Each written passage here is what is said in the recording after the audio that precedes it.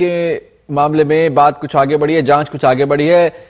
हत्या में इस्तेमाल की गई पिस्तौल को पुलिस ने बरामद करने का दावा किया। इसके लिए दिल्ली क्राइम ब्रांच की टीम आज सुबह इस मामले में गिरफ्तार नामधारी को लेकर नामधारी के बाजपुर फार्म हाउस से की गई है। पुलिस का दावा है कि नामधारी ने इसी पिस्तौल से हरदीप पर गोली चलाई। पुलिस को नामधारी के और साथी की भी तलाश है।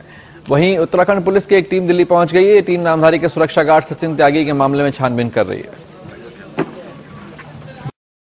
पौंटी चड्ढा और हरदीप मर्डर केस में गिरफ्तार सुखदेव सिंह नामधारी की मुश्किलें बढ़ गई हैं। पंजाब का निवासी ना होने के बावजूद उसने हथियारों का लाइसेंस पंजाब से हासिल किया। जो पते दिए वो भी फर्जी पाए गए। यही नहीं, वो लाइसेंस दिल्ली में नहीं ला सकता था। ऐसे में वो पिस्तौल लेकर दिल्ली में गैर कानूनी तरीके से घूम रहा था। बीजेपी ने अब इस बीच नामधारी से नाता तोड़ लिया है, उसे अपनी पार्टी से निकाल दिया। महरौली के फार्म हाउस में हरदीप चड्ढा पर सुखदेव सिंह नामधारी ने जिस पिस्तौल से कथित तौर पर गोलियां चलाई, उसका लाइसेंस दिल्ली के लिए था ही नहीं। लिहाजा नामधारी के खिलाफ एक और केस आर्म्स एक्ट के तहत भी दर्ज करने की तैयारी है। मामले की जांच से पता चला है कि नामधारी के नाम से एक ही लाइसेंस पर 3 हथियार लिए गए हैं और तीनों ही पंजाब में एक ही पते से। 2008 में नामधारी के नाम हथियारों का लाइसेंस रिन्यू भी हो गया, लेकिन जब वो पंजाब का रहने वाला ही नहीं है तो उसे पंजाब में लाइसेंस मिला कैसे? पुलिस अब इस बात की जांच करने जा रही है। तो उस पर 3 वेपन है, एक 3.515 राइफल, एक डबल बैरल .12 गन और एक 7.62 पिस्टल। तो मैंने इस पे इंक्वायरी मांग की अपने एसपी को कि सारे हालात कि कैसे लाइसेंस बना और रिन्यू हुआ, किसी की कोई एलएफआईडी है या नहीं है, वो सारे फैक्ट्स मेरे को बताएं। आर्म्स लाइसेंस पर नामधारी ने जो 3 हथियार लिए वो हैं 3.515 राइफल, 12 बोर की डबल बैरल गन और 7.62 mm पिस्टल। दिल्ली पुलिस अब जल्दी ही मोहाली पुलिस को एक रिपोर्ट भेजने जा रही है। मोहाली पुलिस इसके बाद नामधारी का लाइसेंस रद्द करने के लिए डिविजनल कमिश्नर को लिखेगी। इस बीच दिल्ली पुलिस की जांच अब वारदात की बैलिस्टिक रिपोर्ट पर टिकी है। इसी जांच से पता चलेगा कि वारदात के दौरान कितने हथियारों से गोली चली और पौंटी और हरदीप पर किस किस हथियार से गोली लगी। पिछले 1 दशक में जिन राज्यों में नामधारी दबदबा बनाकर बेखौफ घूमता रहा, अब उन्हीं राज्यों में उसके खिलाफ जांच शुरू हो गई है। यहां तक कि उसे सियासत में खड़ा करने वाली बीजेपी ने भी अपना पल्ला झाड़ लिया है और अब कुछ वक्त में ही नामधारी का सारा कच्चा चिट्ठा सबके सामने होगा। कुछ ऐसी ही अफरा तफरी सी मची थी 17 नवंबर को महरौली के इस फार्म हाउस में। उस रोज पौंटी और हरदीप चड्ढा किस किस की गोलियों से मारे गए, क्राइम सीन पर कई दौर के रिक्रिएशन के बाद पुलिस के सामने अब ये लगभग साफ हो चुका है। पुलिस के मुताबिक इस पूरी साजिश के पीछे हाथ दिख रहा है। गुरुवार को पुलिस ने नामधारी को हरदीप की हत्या का आरोपी बना दिया। नामधारी की पिस्टल की 10 में से 2 गोलियां गायब हैं। इन्हीं की तलाश में कई दिनों से पुलिस की टीमें फार्म हाउस की खाक छान रही हैं। मेटल डिटेक्टर से लेकर बम डिस्पोजल स्क्वाड तक का इस्तेमाल किया गया है। यही वजह है कि पुलिस ने अब नामधारी को 3 दिन की रिमांड पर हासिल किया है। 302 की तो है, 302 बिकॉज 2 आदमी की डेथ हुई है, मर्डर हुआ है 2 आदमी का। तो नामधारी के ऊपर नहीं, नो एलिगेशन, सब झूठे एलिगेशन हैं। इनके पास कोई एविडेंस नहीं है। बुक किया है सर उन्होंने? नहीं, बुक किया है उन्होंने। उसका जो बयान लिखा है और कोई की उसके बयान की कोई वैल्यू नहीं है। संख्यक आयोग का अध्यक्ष रहे नामधारी की इस हत्याकांड में भूमिका पहले ही दिन से संदिग्ध रही है। पुलिस उत्तराखंड में उसके कई ठिकानों पर छापे मार चुकी है। बाजपुर में उसके फार्म हाउस से ही वो पिस्टल बरामद की गई, जिसका इस्तेमाल कथित तौर पर हरदीप की हत्या में किया गया। इस मामले में पुलिस की जांच सुखदेव सिंह नामधारी पर आकर ठहर जाती है और पुलिस का मानना है कि नामधारी ही वो शख्स है जिसके पास उसके सारे सवालों के जवाब हैं। पुलिस की क्राइम ब्रांच को हथियारों की फॉरेंसिक जांच से जुड़ी प्रारंभिक रिपोर्ट भी मिल चुकी है। इससे यह साबित हो रहा है कि नामधारी ने ही अपनी पिस्टल से हरदीप पर गोलियां चलाईं।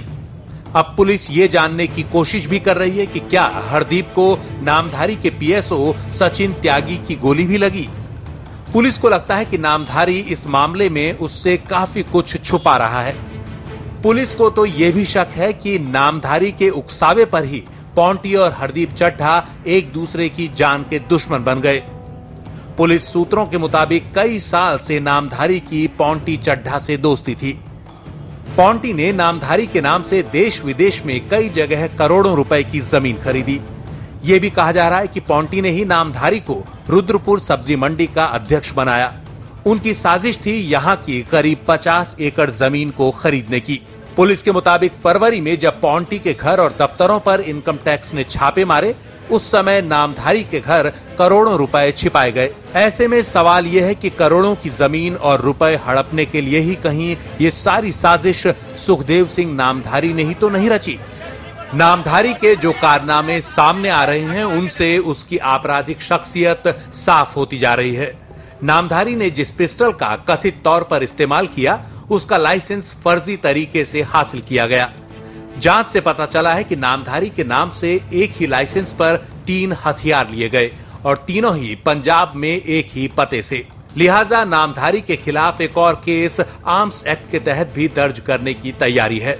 सुखदेव सिंह नामधारी की मुश्किलें बढ़ती जा रही हैं। मास्टर कॉलोनी के जिस मकान नंबर 276 के पते पर उसने आर्म्स लाइसेंस लिया है, ये पता भी फर्जी निकला है। हम जब इस मकान पर पहुंचे हैं तो पता चला कि ये मकान किसी और शख्स के नाम पर है। इसका मतलब साफ है कि मोहाली पुलिस न सिर्फ ये आर्म्स लाइसेंस रद्द करेगी, बल्कि सुखदेव सिंह नामधारी के खिलाफ फर्जी लाइसेंस बनवाने का भी मुकदमा दर्ज किया जा सकता है।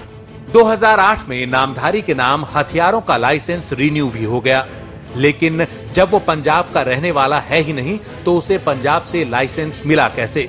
पुलिस अब इस बात की जांच करने जा रही है। आर्म्स लाइसेंस पर नामधारी ने जो 3 हथियार लिए वो हैं 3.515 राइफल, .12 डबल बैरल गन और 7.62 mm पिस्टल। पुलिस को नामधारी के बेटे सुरेंद्र की भी तलाश है। आरोप है कि वारदात के बाद ड्राइवर के जरिए नामधारी ने पिस्टल बाजपुर भिजवा दी। इसके बाद सुरेंद्र ने रामपुर में इस पिस्टल की पिन बदलवा दी ताकि इस मामले में यह साबित न हो सके कि इसी पिस्टल से गोली चलाई गई थी। वैसे इस पिस्टल का लाइसेंस दिल्ली के लिए वैध नहीं है। ऐसे में इसे लेकर दिल्ली आना भी अपने आप में एक अपराध है। हथियार ही नहीं, आरोप है कि नामधारी ने अपना पासपोर्ट भी फर्जी तरीके से बनवाया। ये पासपोर्ट भी पुलिस के कब्जे में है। जालंधर के पासपोर्ट दफ्तर ने पुलिस से जवाब मांगा है कि नामधारी के निवास का वेरिफिकेशन कैसे सही ठहराया गया, जबकि दिए गए पते पर इस नाम का कोई शख्स था ही नहीं। नामधारी के पासपोर्ट में स्थायी पता जालंधर का जानिया गांव बताया गया है। पॉन्टी हरदीप चड्ढा हत्याकांड में नामधारी अकेला ही नहीं है। दिल्ली पुलिस को उसके बेटे सुरेंद्र के अलावा नामधारी के 3 और साथियों की तलाश है। ये हैं हरदयाल सिंह मामा, कुलवीर सिंह ड्राइवर और सतनाम सिंह सत्ता। सत्ता पर नामधारी की पिस्तौल घटनास्थल से गायब करने का आरोप है, जबकि हरदयाल सिंह मामा और कुलवीर सिंह पर फार्म हाउस में जबरन घुसने और कब्जा करने का आरोप है। साफ है कि पॉन्टी चड्ढा के दोस्त सुखदेव सिंह नामधारी के तार दूर दूर तक फैले हुए थे। इनमें कई सियासी शख्सियत भी बताई जाती हैं। सुखदेव सिंह नामधारी पर शिकंजा कसता जा रहा है। पुलिस ने पिस्टल की पिन से छेड़छाड़ करने के मामले में सबूत नष्ट करने का मामला दर्ज किया है। इसके अलावा पुलिस ये भी कह रही है कि दोनों भाइयों को लड़ाने के पीछे वजह नामधारी हो सकता है। पुलिस को यह भी पता चला है कि नामधारी ने बाकायदा खालसा सेना का गठन भी किया था। सुखदेव सिंह नामधारी, क्या यही वो शख्स है जिसकी वजह से पॉन्टी और हरदीप के बीच झगड़ा हुआ? क्या दोनों भाइयों को लड़ाने की साजिश नामधारी ने रची? क्या अब भी नामधारी पुलिस से कुछ छिपा रहा है? ये सभी जवाब दिल्ली क्राइम ब्रांच तलाश रही है। इसी कारण नामधारी का 3 दिन का रिमांड बढ़ाया गया है। तो एक उसको अरेस्ट करना है, व्हीकल्स को रिकवर करना है, सीज करना है और हाइड आउट्स का पता करना है, कौन कौन को एक्यूज कहां है। जो कोर्ट ने सीरियसनेस देख के कि 302 का केस है, इसलिए डबल मर्डर केस है, इसलिए उन्होंने 3 दिन का पुलिस का रिमांड दिया है। क्राइम ब्रांच ने पहली बार कोर्ट में कहा कि पॉन्टी ने नामधारी की मदद से उत्तराखंड के नैनीताल और बाजपुर में कई जगह जमीनें खरीदी। इससे हरदीप चड्ढा कुछ परेशान था। यानी पुलिस ये कहना चाहती है कि नामधारी की वजह से पॉन्टी और हरदीप के बीच झगड़े हुए और फिर एक दिन ये झगड़ा खूनी रंजिश में तब्दील हो गया। साथ ही पुलिस ने पिस्टल की पिन बदलने के मामले में नामधारी पर सबूत मिटाने का मामला भी दर्ज कर लिया है। ये एक ऐसा हाई प्रोफाइल मामला है जिसमें रोजाना नए खुलासे होते हैं और अब एक बार फिर क्राइम ब्रांच ने इस कोर्ट के सामने एक बड़ा खुलासा किया है। पुलिस ने साफ किया है कि हरदीप और पोंटी चड्ढा के बीच दूरियां बढ़ने लगी और इन दूरियों की वजह सुखदेव सिंह नामधारी था। क्राइम ब्रांच के मुताबिक नामधारी के रसूख इतने बढ़े कि उसने खालसा सेना बनाकर उसमें करीब 25 लोगों को भर्ती किया। पोंटी के फार्म हाउस पर कब्जे के लिए ये लोग बाकायदा एक दिन पहले से पोंटी के गेस्ट हाउस में थे। इस सेना को लीड कर रहा था हरदयाल उर्फ मामा। पुलिस उसके समेत कुछ और लोगों की तलाश में पंजाब में छापे मार रही है। पुलिस अब इस मामले में नामधारी के कनेक्शन भी तलाश रही है। उन 5 मददगारों की भूमिका की जांच हो रही है जिन्हें घटना के बाद नामधारी ने फोन किया था। सुखदेव सिंह नामधारी के कारनामे एक के बाद एक सामने आ रहे हैं। जानकारी मिली है कि नामधारी के बाजपुर फार्म हाउस में ही करीब 40 लाख रुपए की कीमत का बिजली का सामान लगा है। इसके अलावा वो अपना रसूख उन राज्यों में बढ़ा रहा था जहां खनन का काम होता है।